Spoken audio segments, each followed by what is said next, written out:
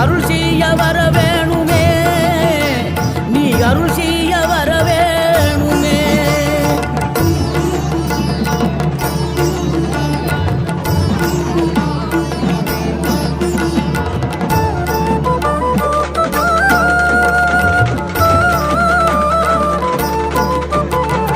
இகழ்தலையும் புகழ்தலையும் ஒரு முகமாய் கருதும்படி செவி உரைத்த முத்து குமரன், நீ வறுமையையும் வளமையையும் சமநிலையை உணரும்படி மதி கொடுத்த